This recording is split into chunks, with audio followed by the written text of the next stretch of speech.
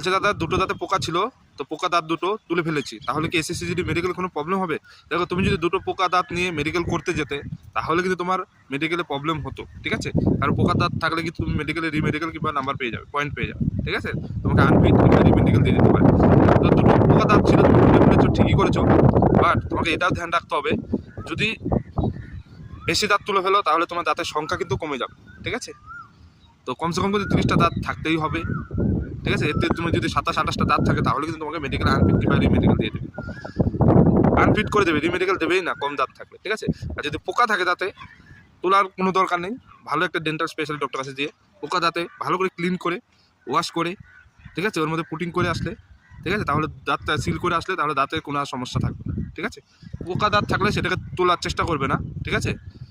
সেটাকে ভালো করে পুটিং করে আসবে। বুঝতে পারলাম? ভিডিও যদি ভালো লাগে ভিডিওটি লাইক করবে, শেয়ার করবে আর কমেন্ট করবে।